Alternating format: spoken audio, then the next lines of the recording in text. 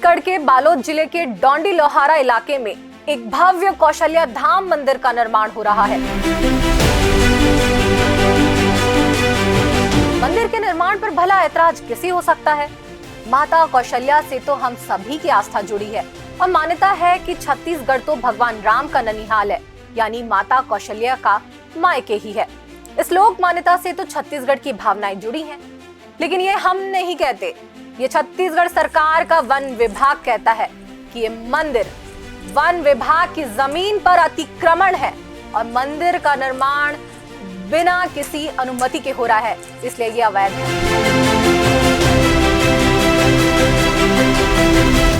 और यही बात तो तुएगंदी गांव के आदिवासी भी बोल रहे हैं।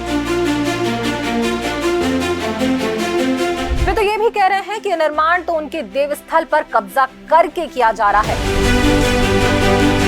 आज प्रशासन चुप्पी साधे हुए है, लेकिन आदिवासियों का गुस्सा बढ़ रहा है और वे बड़े आंदोलन की ओर आगे बढ़ चुके हैं। होश में आओ, होश में आओ, होश में आओ। बालक दास की गिरफ्तार करनी होगी, करनी होगी, करनी होगी। नमस्कार, मेरा नाम है पूनम ऋतु सेन और आज इस खुलासे के साथ मैं ये रिपोर्ट लेकर हाजिर हूँ। हजारों आदिवासियों ने इसके पहले 1 जून को बालोद कलेक्ट्रेट का घेराव किया।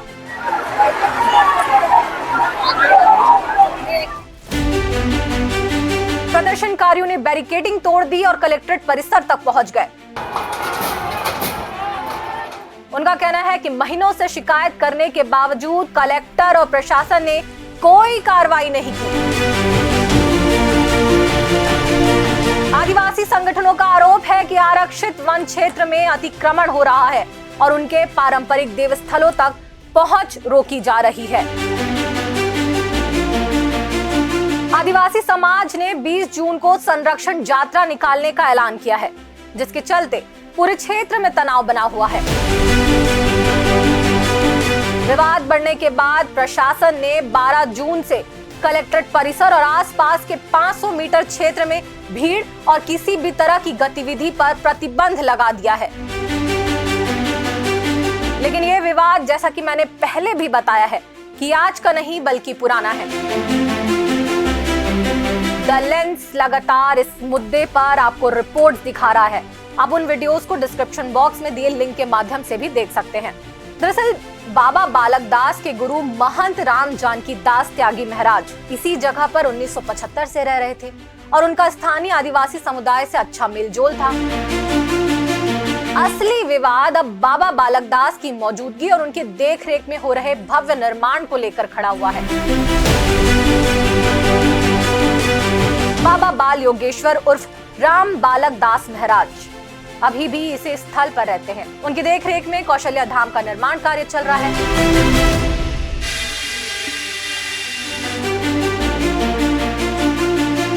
जब हमने इस भव्य निर्माण पर प्रशासन का पक्ष जानने की कोशिश की, तो अधिकारियों ने कुछ भी कहने से साफ इनकार कर दिया। लेकिन अब प्रशासनिक सूत्रों के हवाले से द लेंस को जो जानकारी मिली है, वो न सिर्फ कई सवाल खड़े करती है, बल्कि वहां के स्थानीय आदिवासियों के लंबे संघर्ष को भी बयान करती है।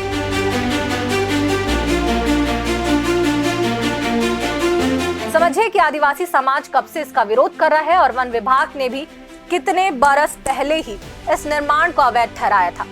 लेकिन विभाग की नोटिसों की धज्जियां उड़ाते हुए निर्माण जारी रहा और अफसर हाथ पर हाथ धरे बैठे रहे। सुनिए, एक एक करके मैं आपको दिखाती हूँ कि वन विभाग ने क्या क्या नोटिस जारी किया है।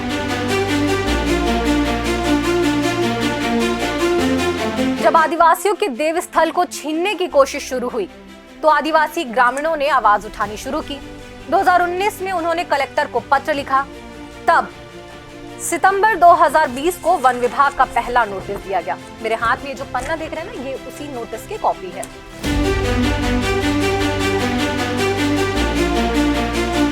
बाबा बाल योगेश्वर को छत्तीसगढ़ सरकार के वन विभाग ने वन संरक्षण अधिनियम 1927 की धारा 80 के तहत नोटिस जारी किया।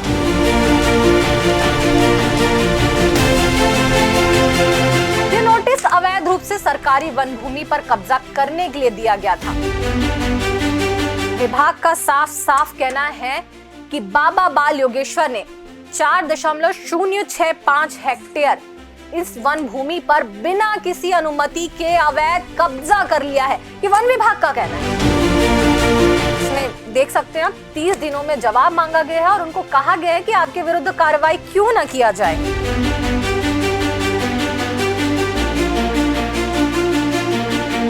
अब आपको यह भी बता दें कि धारा जो 80A है ये क्या होता है।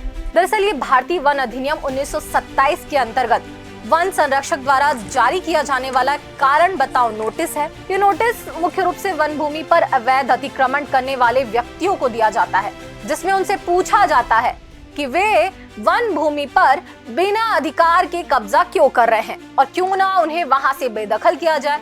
ये कानूनी नोटिस है जिसके बाद यदि संतोषजनक जवाब न मिले तो वन विभाग आगे एविक्शन यानी बेदखली की कार्रवाई कर सकता है। इस धारा के तहत वन क्षेत्र में अवैध कब्जे को हटाने और संबंधित व्यक्ति पर कानूनी कार्रवाई का प्रावधान किया गया है। मैं सीमा के अंदर लिखित जवाब और सभी दस्तावेज जैसे कि कोई पुराना पट्टा हो, अधिकार प्रमाण पत्र हो, इन सब के साथ वन विभाग को जवाब देना चाहिए। ये था पहला नोटिस। उसके बाद जब बाबा की तरफ से जवाब नहीं दिया गया तब फिर से ग्रामीणों ने पत्र लिखा और कार्रवाई की मांग की। ये पहला नोटिस हो गया। अब आप दूसरी बात सुनिए। इसके बाद डेट देख सकते हैं 14 अक्टूबर 2020 बाबा को वन विभाग का दूसरा नोटिस फिर से वन मंडल अधिकारी ने दिया। फिर से बाबा बाल योगेश्वर को कारण बताओ नोटिस जारी किया गया। इस बार भी वही आरोप था कि वन भूमि पर अवैध कब्जा और निर्माण कार्य किया जा रहा है। विभाग ने कहा कि यह भूमि 1975-76 के अनुसार वन क्षेत्र है। 4 बिंदु में सवाल है इनसे जो पूछा गया है। इसमें लिखा है यदि निर्माण कार्य वर्ष 1980 के पश्चात किया है तो नियमानुसार वन विभाग के सक्षम अधिकारी से अनुमति प्राप्त किया जाना था। यदि आपके द्वारा वन विभाग के सक्षम अधिकारी के द्वारा मंदिर निर्माण हेतु अनुमति लिया गया है तो अनुमति की छाया प्रति प्रस्तुत करें। अब चौथा पॉइंट सुनिए। यदि निर्माण कार्य वर्ष 1980 के पश्चात गैर वानिकी कार्य कराया गया है, इस प्रकार आपके द्वारा वन विधि का उल्लंघन मानते हुए वैधानिक कार्यवाही की जाएगी। दूसरा नोटिस।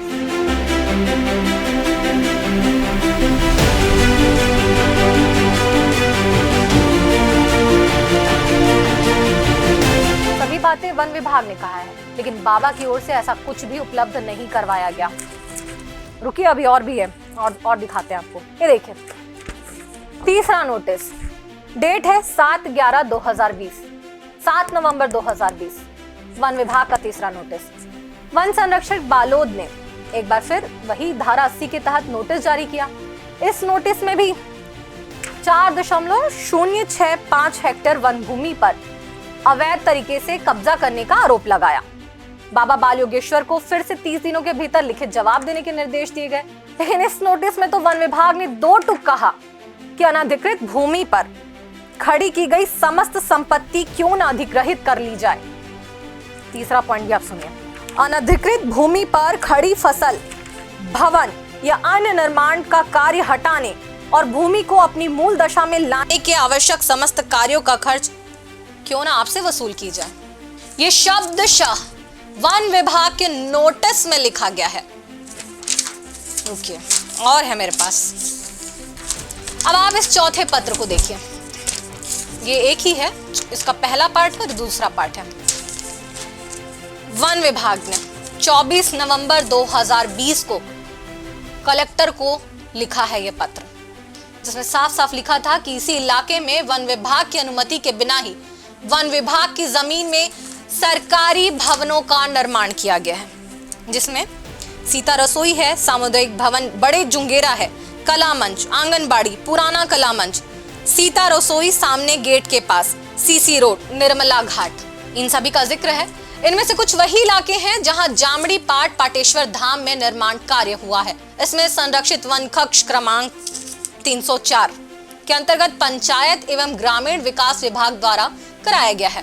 वन विभाग ने साफ कहा कि यदि कोई वैध दस्तावेज नहीं है तो यह कब्जा पूरी तरह अवैध है। इसकी प्रतिलिपि भी वन विभाग मंत्रालय सुनिएगा, प्रतिलिपि पढ़ के बता रही हूँ। वन विभाग मंत्रालय को है, PCCF है यानी प्रधान मुख्य वन संरक्षक को दी गई है, प्रमुख सचिव वन विभाग छत्तीसगढ़ शासन, इसमें दुर्ग संभाग आयुक्त भी हैं, परिक्षेत्र अधिकारी भी हैं जो लोहारा के हैं, इन सभी को ये प्रतिलिपियां गई हैं, यानी ये सबके संज्ञान में है। आदिवासी अपनी ही तो बात कर रहे हैं, प्रशासनिक अधिकारी अपनी जवाब क्यों नहीं दे रहे हैं, उनके सवालों का क्यों चुप्पी साधे हुए हैं।